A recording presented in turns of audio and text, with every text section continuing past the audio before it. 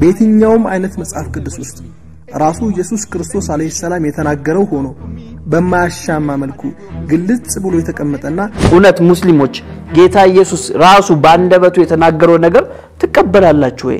ከራሱ አንደበት የተነገረ ይሆነን እኔ አምላክ ነኝ ወይም አምልኩኝ ያለበትን ጥቅስ ከየትኛውም መጽሐፍ ቅዱስ ውስጥ ካመጣልኝ እኔ ዛሬ ክርስትናን ለመቀበል ዝግጁ ነኝ። አይሁድም ስለ መልካም ስራ አንወግርም አሉት። ስለ ስድብ አንተ ሰው ስትሆን ራስህን አምላክ ስለማድረግ ነው እንጂ ብሎ መለሱለት። ስለዚህ ኢየሱስ ሰው የሆነ አምላክ ነው። የፈጣሪ ልጅ ነኝ አላለም። እሱ ግን እጅግ ታላቅ ከሚባሉት የፈጣሪ መልእክተኞች ነበር። የብሩኩ ልጅ ክርስቶስ አንተ ነህ አለው። ኢየሱስም እኔ ነኝ አለ። ኢየሱስ ደግሞ ምን አለ እዚህ ጋራ የእግዚአብሔር ልጅ ነኝ አለ። ታዲያ ማን እንቀበል? ዶክተር ዛኪር ናይክ የተናገሩትን ወይንስ ጌታ ራሱ የተናገረው? ከእግዚአብሔር ከአባታችን ከጌታም ከኢየሱስ ክርስቶስ ጸጋና ሰላም በእያላችሁበት ይብዛላችሁ። እና ፍርሳን እንሰኛውን መራግብራችን ነው ጀምረናል። እንደሚታወቀው እንግዲህ በዚህ መራግብር ላይ የተለያዩ የስተት ትምህርቶችን በእግዚአብሔር ቃል ዕውቀት ምናፈርስበት መራግብራችን ነው። ከዚህ በፊት በኦርቶዶክሳውያኑ ዘንድ ለሚነሱት የስተት ትምህርቶች እንደ መጽሐፍ ቅዱስ ቃል መልስ ለመስጠት ሞክረን ነበር። ዛሬ ደግሞ እስልምና ለሚያነሳው ትችት እንደ ጌታ ቃል መልስ ለመስጠት እንሞክራለን። በተለይም ከጌታችን ከኢየሱስ ክርስቶስ አምላክነት ጋር በተገናኘ የሚያነሱት ተቃውሞ አላቸው። ለዛ ተቃውሟቸው ደግሞ መጽሐፍ ቅዱሳዊ መልስ እንሰጣለን። በተለይም በዚህ ረገድ እንግዲህ የሚታወቀው ዶክተር ዛኪር ናይክ ነው። የእስልምና አቃቢ እምነት ላይ የሚሰሩ ናቸውና ዶክተር ዛኪር እሳቸው እንግዲህ ለሚያነሱት በጣም ለተለመደው ጥያቄያቸው ዛሬ መልስ ለመስጠት እንሞክራለን። ምክንያቱም የእሳቸው ጥያቄ የሌሎችም ሙስሊሞች ጥያቄ እንደሆነ ስለምናስብ ከሱ ጋር በተገናኘ ያነሱትን ጥያቄ መጀመሪያ እንስማና ከዛ ወደ ምላሹ እንመጣለን። ነገር ግን መላውን መጽሐፍ ቅዱስ ብታነበው አንድም ቦታ ኢየሱስ ክርስቶስ አለይሂ ሰላም ከራሱ አንደበት የተነገረና በማያሻማ መልኩ የተቀመጠ የሆነ እኔ አምላክ ነኝ ወይም አምልኩኝ ያለበት ቦታ በመላው መጽሐፍ ቅዱስ ውስጥ አይገኝም። ማንም ክርስቲያን ከየትኛውም የክርስትና ዘርፍ በየትኛውም አይነት መጽሐፍ ቅዱስ ውስጥ ራሱ ኢየሱስ ክርስቶስ አለይሂ ሰላም የተናገረው ሆኖ በማያሻማ መልኩ ግልጽ ብሎ የተቀመጠና ከራሱ አንደበት የተነገረ ይሆነን እኔ አምላክ ነኝ ወይም አምልኩኝ ያለበትን ጥቅስ ከየትኛውም መጽሐፍ ቅዱስ ውስጥ ካመጣልኝ እኔ ዛሬ ክርስትናን ለመቀበል ዝግጁ ነኝ። እሺ የመጀመሪያው እንግዲህ ዶክተር ዛኪር እንደሌላው ሙስሊም ሁሉ ጊዜ እንደምንጠየቀው ያነሱት ነገር ምንድነው? ጌታችን ኢየሱስ ክርስቶስ በራሱ አንደበት አምላክ ነኝ አምልኩኝ ብሏል ወይ የሚል ጥያቄ ሲያነሱን ሰማለን። ግን ይሄ ጥያቄ ከዚህ በፊትም ለመናገር እንደሞከርነው በጣም ደካማ የሆነ ጥያቄ ነው። ደካማ የሆነ ሐሳብ ነው። ለምን ከተባለ አንድን አካል አምላክ የሚያስበኘው አምላክ ነኝ ማለቱ አይደለም። እኔ አምላክ ነኝ ብል ተቀበሉኛላችሁ ወይ? አትቀበሉኝም። ስለዚህ እኔ አምላክ ነኝ ማለቴ እናንተ እንድትቀበሉኝ ካላደረገ ኢየሱስ ጋራ አምላክ ነኝ ብሎ አልተናገረምና አንቀበለውም ወደሚል ድምዳሜ ሊያደርሳችሁ የሚችል አንዳች ነገር እንደሌለ መገንዘብ አለብን፣ መረዳት አለብን። ስለዚህ አንድና አካል አምላክ የሚያሰኘው ነገር ምንድነው ሲባል አምላክ ነኝ ማለቱ ሳይሆን አምላካዊ ባህሪያቶች መገለጡ ነው። በዛ አካል ላይ አምላካዊ የሆኑ መገለጦች ከታዩበት ያ አካል ምን ይሆናል? አምላክ ይሆናል። በዛ ማወቅ መረዳት እንችላለን። ግን ጌታችን ኢየሱስ ክርስቶስ በራሱ አንደበት የተናገራቸው በጣም በርካታ ሐሳቦች አሉ ሙስሊሞች የማይቀበሉት። እንደው ለማለት ነው እንጂ ባፋቸው አምልኩኝ ኢየሱስ በራሱ አንደበት ቃል በቃል አልተናገረም ይሉናል እንጂ ኢየሱስ ቃል በቃል የተናገራቸውን ተቀበላላችሁ ወይ? ማትቀበሉ ከሆነ ኢየሱስ ቃል በቃል አምልኩኝ ብሏል ወይ ብላችሁ ለምን ጠይቁናላችሁ የሚል ሐሳብ ማንሳት እጅግ አስፈላጊ ነው ብዬ አስባለሁ። ለምሳሌ ጌታችን ኢየሱስ ክርስቶስ አሁን ዛሬ ማነሳላችሁ ሐዋርያቶቹ የተናገሩትን አይደለም፣ ሌሎቹ ሰዎች የተናገሩትን አይደለም፣ ራሱ ጌታ ኢየሱስ ስለራሱ ምን ተናግሯል የሚለውን አሳያችሁና እውነት ሙስሊሞች ጌታ ኢየሱስ ራሱ ባንደበቱ የተናገረው ነገር ተቀበላላችሁ ወይ የሚለውን ጥያቄ ወደናንተ መልሼ ፎርዋርድ አደርጋለሁ ማለት ነው። እንግዲህ ዶክተር ዛኪር ናይክ ቀደም በሰማነው ቪዲዮ ላይ እንደተናገሩት ለምሳሌ የሐዋርያ ሥራ ምዕራፍ 2 ቁጥር 22ን ይጠቅሳሉ። ዮሐንስ ወንጌል 14:28ን ዮሐንስ ወንጌል 10:28ን ብቻ እንደነዚህ አይነት ጥቅሶችን ይጠቅሱና ይሄው ኢየሱስ ሰው ነው አምላክ አይደለም የሚል ሙግትን ለማቅረብ ይሞክራሉ።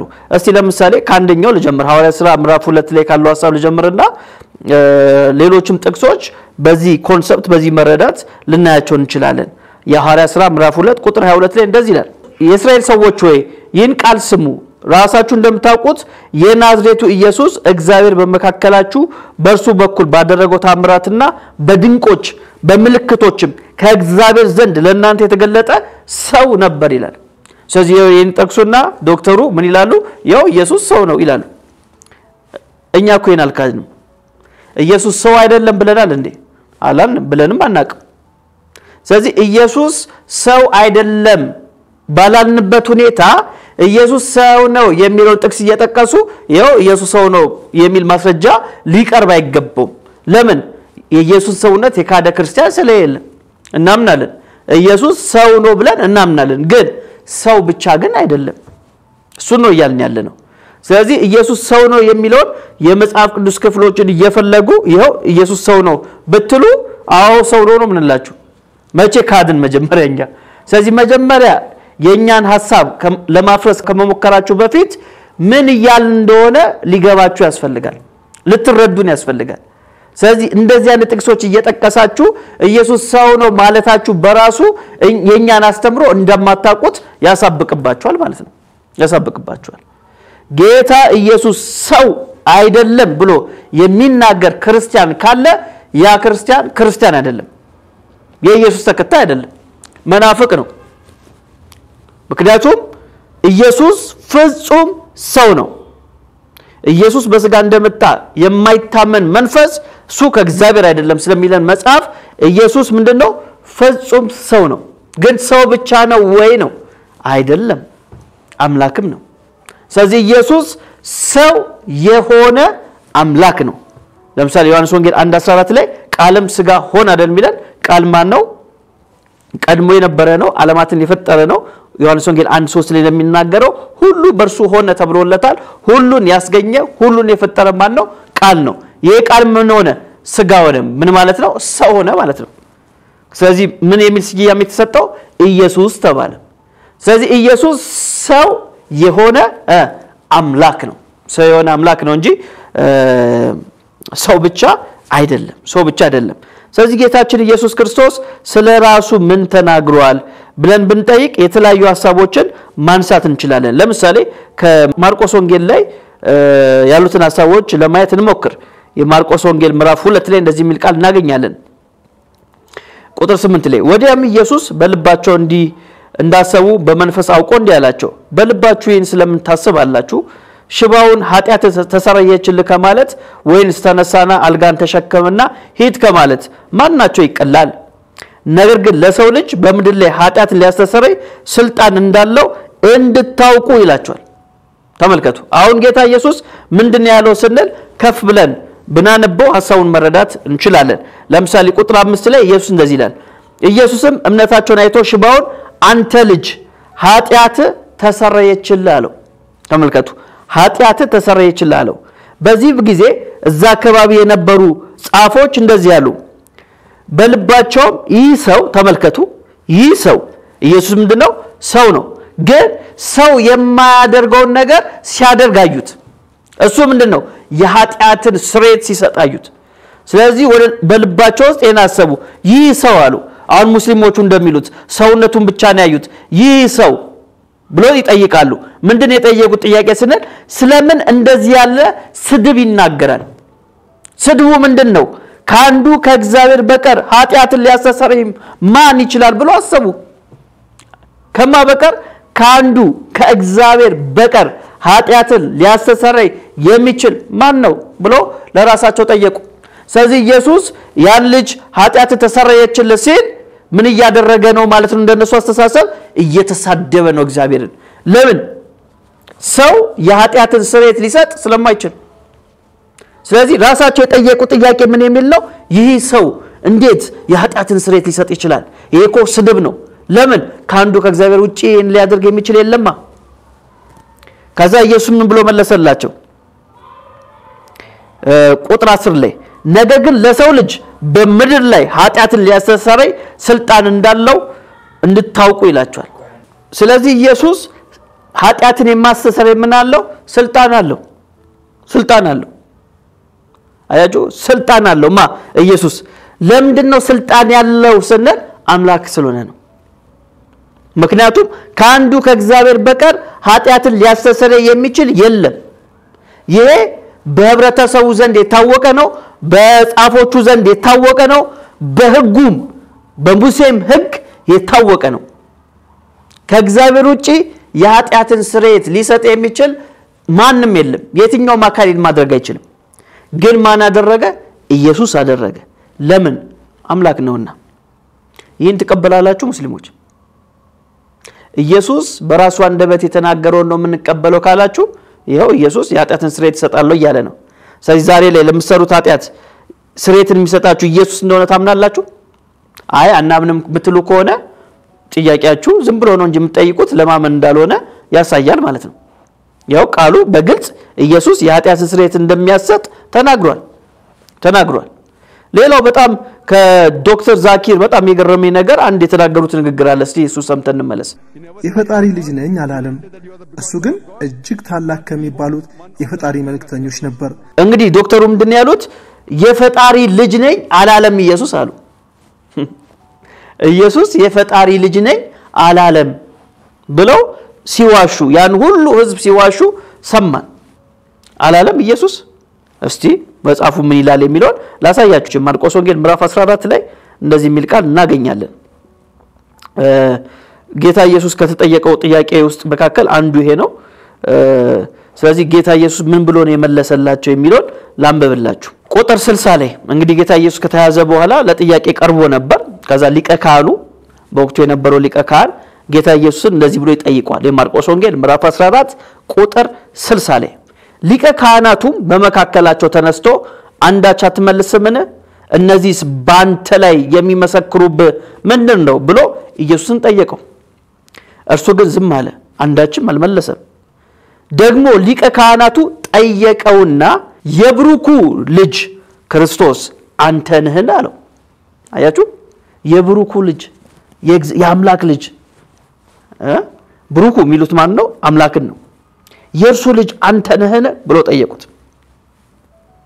ቁጥር 62 ላይ እንደዚህ ይላል ኢየሱስም እኔ ነኝ አለ አያችሁ ኢየሱስ ምን አለ እኔ ነኝ ከዛ በፊት ለተጠየቀው ጥያቄ ዝም ነበር ያለው አሁን ላይ ሊቀ ካህናቱ የአምላክ ልጅ አንተ ነህን ብሎ ሲጠይቀው አዎ እኔ ነኝ ብሎ መለሰለት እንደዚህ ብቻ ብሎ አላቆምም ጌታ ኢየሱስ ቁጥር 62 ላይ እንደዚህ ይላል ኢየሱስም እኔ ነኝ የሰው ልጅም በኃይል ቀኝ ሲቀመጥ በሰማይ ደመና ሲመጣ ታያላችሁ አለ ምን ሲያደርግ ሲመጣ ታያላችሁ ወደፊት አለ ሊቀ ካህናቱም ልብሱን ቀደደና ከእንግዲህ ወዲህ ምስክሮች ምን ያስፈልገናል ስድቡን ሰማችሁ ምን ይመስላችኋል አለ አያችሁ ሊቀ ካህናቱ ይሄን በሰማ ጊዜ ተነስቶ ከወንበሩ ልብሱን ቀደደ ተሳደበ አለ ለምንድነው ተሳደበ ያለው የአምላክ ልጅ ነኝ ስላለ የአምላክ ልጅ ነኝ ሲል ምን ይያለ ነው አምላክ ነኝ ይያለ ነው ምክንያቱም እስራኤላውያን አይሁዳውያን የእግዚአብሔር ልጆች ነን ብለው ያምኑ ነበር ታዲያ እንደዚህ ብሎ ካመኑ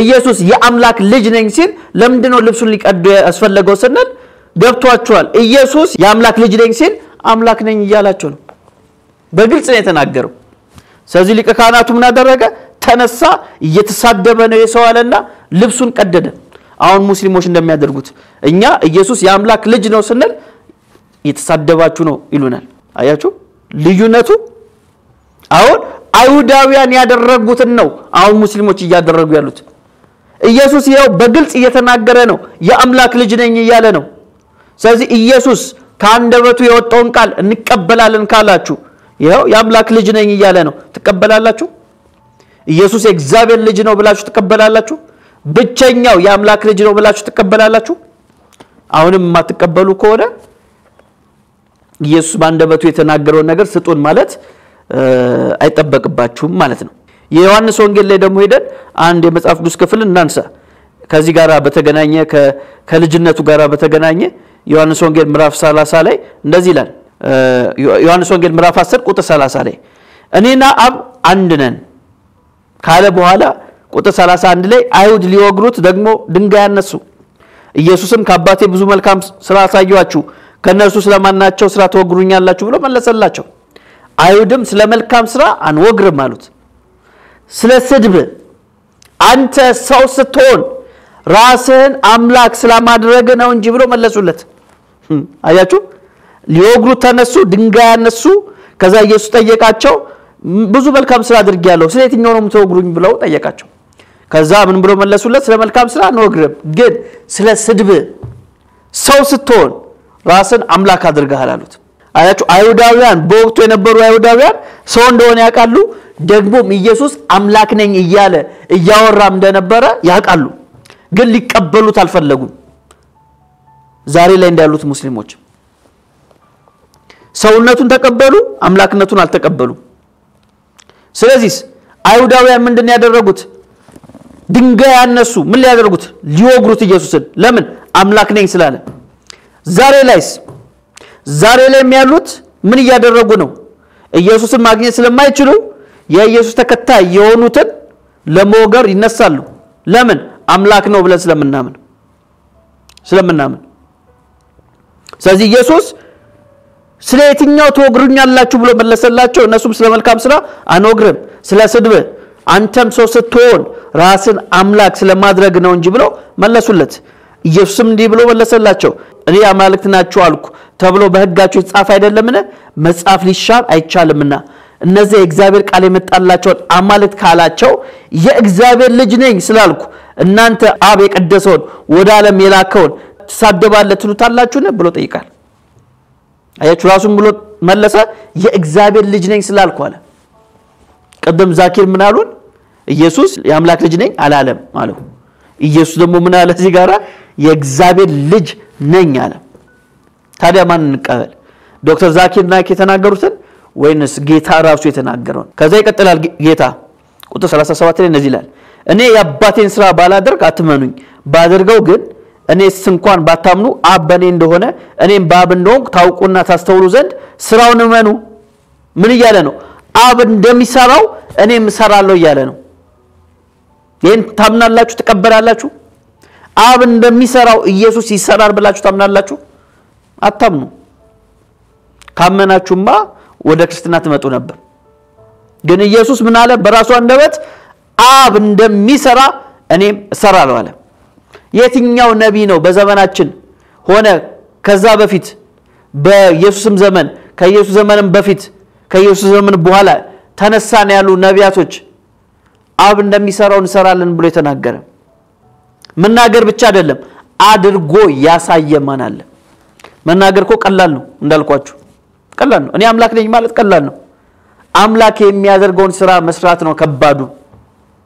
ኢየሱስ አምላክ የሚያደርገውን ወይም አብ የሚያደርገውን ነገር ሲያደርግ አይተናል። ራሱን መስክሯል። አብ እንደሚሰራው እኔም እሰራለሁ አለ። ሲሰራ ማሳይቶናል። ስለዚህ ጌታ ኢየሱስ በራሱ አንደበት የተናገረውን ነገር እንቀበላለን ካላችሁ ይሄንንም ልትቀበሉ ግድ ይላል። የመጨረሻ አንድ ጥቅስ ላንሳ ከዚህ ጋራ የሚገናኝ በማቴዎስ ወንጌል ምዕራፍ 16 እና 17 ላይ ሁለት ሐሳቦችን ማግኘት እንችላለን። ከጌታችን ከኢየሱስ ክርስቶስ ሞትና ትንሣኤ ጋራ በተገናኘ ራሱ ኢየሱስ የተናገረው ነገር አለ። ለምሳሌ ማቴዎስ 16 ቁጥር 21 ላይ ከዚያ ቀን ጀምሮ ኢየሱስ ወደ ኢየሩሳሌም ይሄድ ዘንድ ከሽማግሌዎችና ከካህናት አለቆች ከጻፎችም ብዙ መከራ ይቀበልና ይገደል ዘንድ በሶስተኛውም ቀን ይነሳ ዘንድ እንዲገባው ለደቀ መዛሙርቱ ይገልጥላቸው ጀመረ። ጴጥሮስም ወደርሱ ወስዶ አይሁንብ ጌታ ሆይ ይህ ከቶ አይድረስብ ብሎ ሊገስጸው ጀመር ይላል። ተመልከቱ ጌታ ኢየሱስ ምንድነው ያለው? የሰው ልጅ ይሞታል፣ ይሰቀላል፣ ይሞታል፣ ከዛስ ይነሳል ሲል ጴጥሮስ ምን አለ? ይሄ ነገር አይሁንብ አትሙትብን አለው ማለት ነው። ከዛ ቁጥር 23 ላይ እርሱ ግን ዞር ብሎ ጴጥሮስን ወደ ኋላ ሂድ አንተ ሰይጣን የሰውን እንጂ የእግዚአብሔርን አታስብና እንቅፋት ሆነብኛልና አለው። ተመልከቱ ኢየሱስ ምን ብሎ ነው የመለሰለት? የሰውን እንጂ የእግዚአብሔርን አታስብም። ኢየሱስ ምን ብሎ የተናገረው? የሰው ልጅ ይሰቀላል፣ ይሞታል፣ በሶስተኛው ቀን ይነሳል አለ። ከዛ ጴጥሮስ አትሙትብን አለው። ከዛ ኢየሱስ ለጴጥሮስ ምን ብሎ ነው የመለሰው? የሰውን ነው የምታስበው እንጂ እግዚአብሔርን አታስብም ማለት። በሌላ አገላለጥ ምን ማለት ነው? ጴጥሮስ ያሰበው በሰውኛ ነው። ኢየሱስ ያሰበው የእግዚአብሔርን ያሰበው ወይም የሐሳብ የእግዚአብሔር ሐሳብ ነው።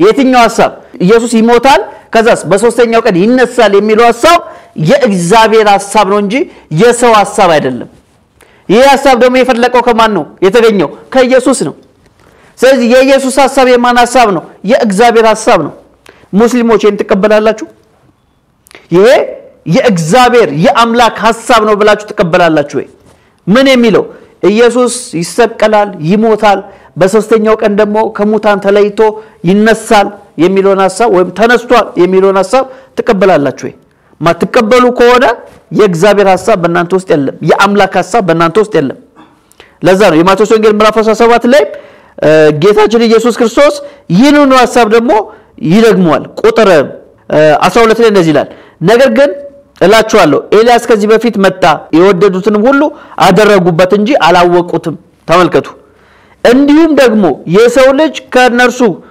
መከራ ይቀበል ዘንድ አለው አላቸው አሁን ኢየሱስ በንጽጽር አድርጎ ነገረ ስለ ኤልያስ መጣ ግን ምን አደረጉ መከራ አደረሱበት እንጂ አላወቁትም እኔም ስመጣ መከራ አደረሱብኝ እንጂ አላወቁኝም አለ ታውቁታላችሁ ኢየሱስ በዚህ ዘመን ያላችሁ ሰዎችስ ኢየሱስ መከራ እንደተቀበለ እንደሞተ እንደተነሳ ታምኑበታላችሁ ወይ ይሄው ጌታችን ኢየሱስ ክርስቶስ በራሱ አንደበት ነው የተናገረው በተለይም ቁጥር 22 ላይ የማቴዎስ ወንጌል ምዕራፍ 17 ቁጥር 22 ላይ እንደዚህ ይላል በገሊላም ሲመላለሱ ኢየሱስ የሰው ልጅ በሰዎች እጅ አልፎ ይሰጥ ዘንድ አለው ይገድሉታል በሶስተኛውም ቀን ይነሳል አላቸው እነሱም አዘኑ ይላል ይሄው ጌታችን ኢየሱስ በራሱ አንደበት ሰቀላለሁ እሞታለሁ ከዛስ በሶስተኛው ቀን እነሳለሁ ብሎ ተናገረ ይሄን የኢየሱስን ንግግር እናንተ ሙስሊሞች ወይ ተቀበሉታላችሁ ማትቀበሉ ከሆነ